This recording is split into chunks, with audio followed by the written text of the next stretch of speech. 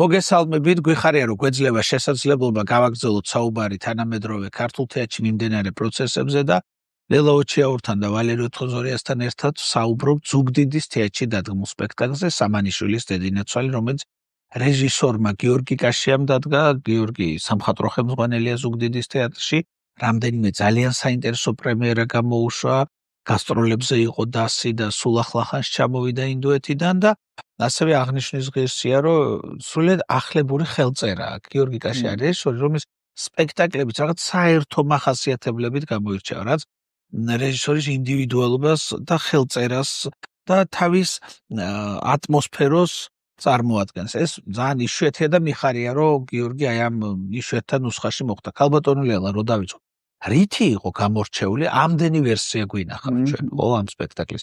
დაწყებული, არ ვიცი, ჩხეიძეს ტურუა სამანიშვილის დედინაცვალი დამთავრებული გოგი მარკველაშვილის ძალიან საინტერესო სპექტაკლი. თქვენ რითი გამოარჩევთ? იცით რა არის, მოგესალმებით, ძალიან მიხარია ყავ თქვენთან ყოფნა და მიხარია როცა ჩემ უძვირფასეს ვალერესთან ერთად აღმოჩნდი დღეს, ეს ამ ახარებს და ამ სიამოვნებს, მაგრამ რაც შეეხება, აი, ნიკა ძალიან სწორად აღნიშნავ თქვენ, რომ იმდენი სამანიშვილია დადგმული და ისეთი ამნიშნულოვანი რამდენიმე სპექტაკლი, ხო?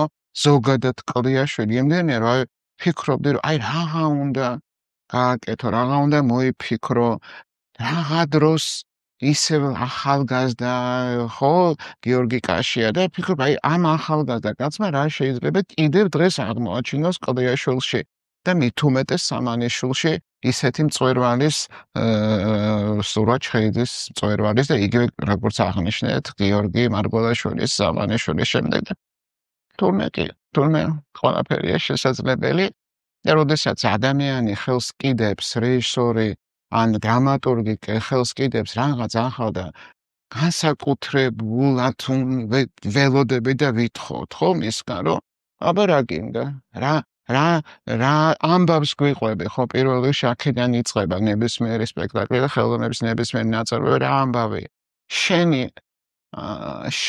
რა პოზიცია შენ რას გვიყვები და მართლა ვერ ვიტყვი რომ მოულოდნელი იყო იმ დრო აი როგორც აღნიშნეთ გიორგის რამდენიმე ძალიან ახალგაზრდა და ძალიან პატარა ჯერჯერობით მისი შემოქმედებითი ბიოგრაფია ხო მაგრამ აქვს მართლა ხელწერას აქვს ხედვას და რა თქმა უნდა აქვს აი ჟინი რომლითაც ალბათ ხელოვანს თუ არა აქვს ის ვერაფერს ვერ შეძლებს და ჩემთვის რა თქმა უნდა პირველ რიგში ალბათ ნებისმიერი მაყურებლის რომელიც ჩვენს ვეძებთ ხო ნებისმიერ ნაწარმოებში კარგშიც სულშიც საშუალოშიც გაცვეთილშიც არაგაცვეთილში და ახალ იყოს სწორედ ეს ახალი დამოკიდებულება ერთი რაც მართლა გაიშვიათებულია ზოგადად ჩვენ ცხოვრებაში ხო აი კომედიასაც ვერ ვიტყვით აი რაღაცა ის ნიშნები რითაც ადამიანები აფასებენ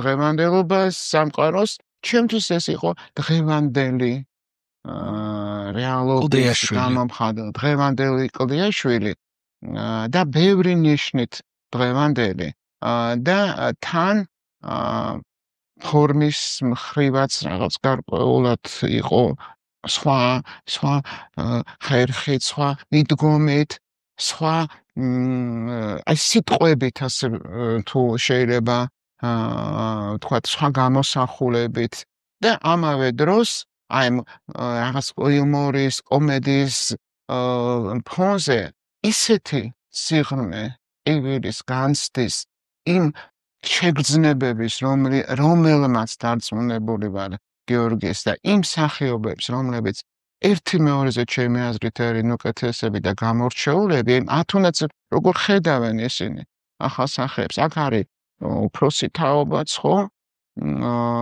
და სულ ახალგაზრდები რომლებმაც ალბათ მე არ ვიცი რა ერთად ამოხსნეს მე უბრალოდ პროცესი არ ვიცი როგორ მუშაობდნენ ეს სპექტაკლზე ერთად ამოხსნეს ალბათ ის საიდუმლო რომელიც ყოველთვის შეიძლება იყოს ყველაზე ესეც ტირაჟირებულ ავტორთანაც კი და ამავე დროს ადაიაშვილს კიდე საიდუმლო იმდენი აქვს რომ ალბათ ამავე წელი ვერ გავშიფრა ვალერი რუსთაველის ცეჩი ჩამოიტანეს ეს სპექტაკლი საგასტროლოდ მე იქ ნახე და ჩემ წინ ისხდნენ მურმან ჯინორია და დათო კვერცხალია და ისე ანთებული უყურებდნენ და მე კვერცხალიამ ესეთი რამ მეთქვა რომ ნეო ესეთი თეატრი მომენატრაო სადაც ყველა არტისტს რაღაც როლი აქვს ფუნქცია აქვს ისინი ერთ თეატრს თამაშობენ აი საერთო ატმოსფეროს ქმნიან მარტო კი არ არის ივსენ გზნობერო ეს ანსამბლური ხელოვნება აი შენთვის რითი იყო გამორჩეული და ზოგადად რა აზრის ხარ ამ სპექტაკლს? თუ არ ვიცი საიდან გავაგზავნო, თუნდაც აი თქვენით პირველ რიგში ეს უბრალოდ მაგითი რომ კაშიას აქვს ეს გამორჩეული თვითონ პიროვნულადაც აქვს ეგ გამორჩეული ამ სიტყვას ვიხმარ ვიბრაცია და მის ნამუშევრებს აქვს ეს გამორჩეული მომენტი ვიბრაციის, ანუ ეს არ არის მხოლოდ აწყობილი სპექტაკლი, მხოლოდ კონსტრუქტი, ან მხოლოდ დროში განფენილი მიმდინარეობა, რომელსაც შენ თვალს ადევნებ და მე თავდება. რაღაცა მაგნეტიზმი არის, რომელიც სლად ესე რაციონალურად ვერ იხსნება, არამედ ფსიქოემოციურ დონეზე მოქმედებს ძალიან და იმდენად მე ვერ წარმომიდგენია მაყურებელი, რომელსაც რაღაცა არ მოეწონება ამ სპექტაკლში რა, ანუ ყოველთვის იქნება რაღაცა რა ტიპის და რა გემოვნების მაყურებელიც არ უნდა იყოს, რაც თავისას რომ აღმოაჩენს ამ სპექტაკლში. მეორე მხრივ ეხლა ძნელია რომ ესე განსაკუთრებით ვთქვათ კრიტიკოსი ან შემფასებელი ექსპერტი ვთქვათ თავიდან ბოლომდე ეს რაღაც მოეწონოს ერთმნიშვნელოვნად და რაღაცა სრულყოფილების ჩარჩოში კი არ ჯდება. ეს არის როგორც ცხოვრების ნაწილი, სიცოცხლის ნაწილი და ამით არის მნიშვნელოვანი რომ და კაშიას მე მგონია რომ არ ვიცი ხა ეს ხმამაღალ განაცხადა ჟღერს თუ არა მაგას პრინციპში რა მნიშვნელობა აქვს, მე ყოველთვის ვფიქრობ მაგას რომ განსაკუთრებით როცა ვადარებ ხოლმე სხვა რეჟისორებს და მაქვს ეგ ინტრიგნული თვისება რომ ყოველთვის ვადარებ სხვადასხვა რეჟისორების ნამუშევრებს, ანუ ჩემს ახმაში ისინი მაინც ნამუშევრების საერთო კატეგორიაში თავს და რაც ძალიან არ მოსწონთ რეჟისორებს, ანუ იმდენად უნიკალურად აღიქვავს თავს, რომ არ უნდა რომ მეორეს რამენერად შეადარო. მე მგონია რომ კაშიას აქვს ტრაგიკულის განცდა. თვითონ პიროვნებაში არის ჩადებული, რომ გენეტიკურად აქვს ეგ განცდა. ეგრე აღიქვავს, რაც ბევრ რეჟისორს აკლია. სხვა შორის აი ჩვენს რეალობაში ცნობილი რეჟისორებსაც, რომ აი ძალიან კარგად გავს, რაღაცა ყველაფერი იცის, ამ კარგი პროფესიონალია. კარგი ოსტატია.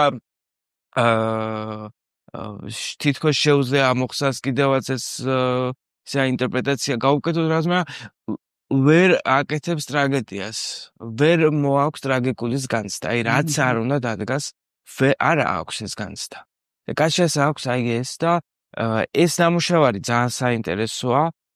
ჩემი აზრით ახალი სამხატვრო ხელმძღვანელის პირობებში ზუგდის თეატრის განაცხადია ეგ სპექტაკლი თან პრინციპში ერთი წელი არც იყო ხო გასული, როცა მოახერხეს რომ დიდი ნამუშევარია პირველ რიგში ფორმატით, ანუ ბევრი კომპოზანტისგან შედგება, ბევრი შემადგენელი აქვს სპექტაკლს, თელს სცენაზე არის გაშლილი და ეს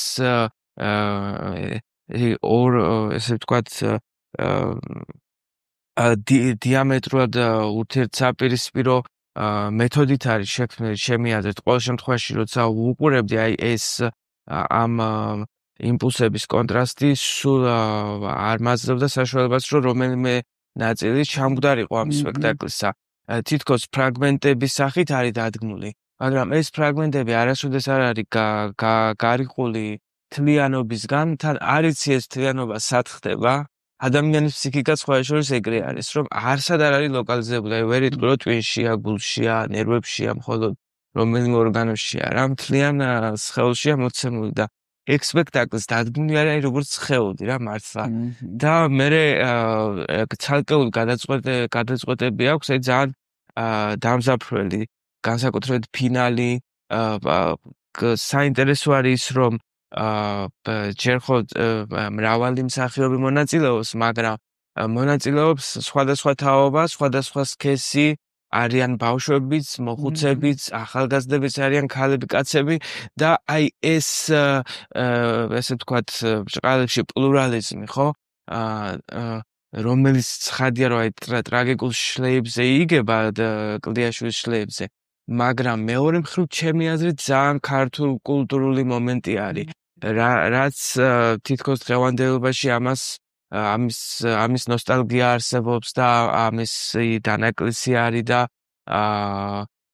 ისა, მაგრამ აი კაშია მოახერხა რომ ამის რეკონსტრუქცია გაკეთებული იყოს სცენაზე და ეჩვენებინა რომ ეს გენეტიკაში ძალიან ცოცხალია და ძალიან ბუნებრივია და ეს ამ ჰარმონიის მიღწევა პრინციპში პრობლემა არ არის ქართულ რეალობაში, იმიტომ რომ ჩვენ ამ სივრცეში და ამ სიტუაციაში ვცხოვრობთ.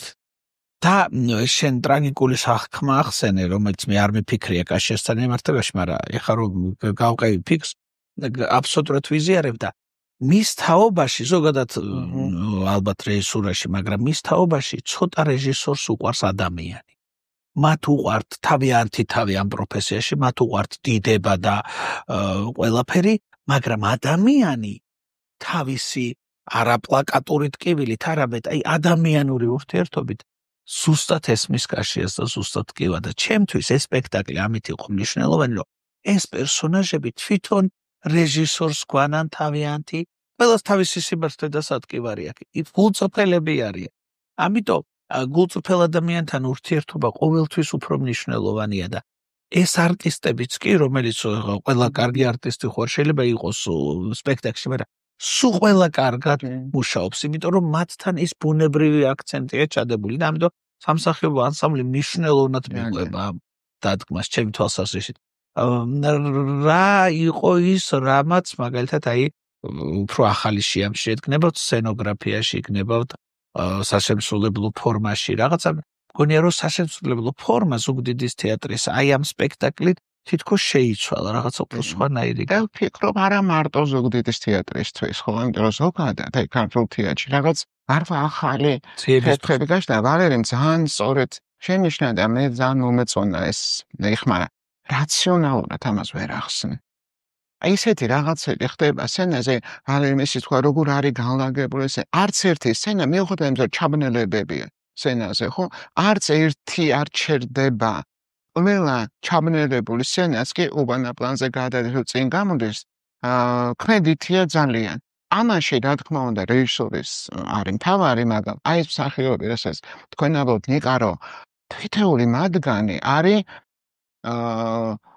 რაღაც ისეთი მეებში აქვს ჩავლებული რგოლები ეტყობა ამ სამსახიობო ოსტატობის, ჩავლებული აქვს პერსონაჟებში კიდე რაღაც ისეთი ნიშნები აღმოაჩინეს და ეხლა უცბად გამახსენდა ის გახსოვთ ძალიან შთამბეჭდავი სცენა, არაფერი არ ხდება. გიორგი გუგუჩია ზის და ერთი აღარ მახსოვს ერთი სცენაში სცენა ვერ საზღვრავ ხო დროს, მაგრამ ერთი 5 წუთი შეიძლება აი ესე როს და იყურება სადღაც. ჩვენ რა ვიცით რა ხდება ამ დროს პლატონში ანუ გოგიში. მაგრამ ისეთი რაღაცები ხდება რომ გაბამს და ვერ წყვეთ მის რაღაც საოცარ მეტყველ თვალებს. და კარგია. საოცარი სცენა, აი დაუვიწყარი, წარუშელი, უმაღლესი კლასის სამსახიობო ოსტატობა.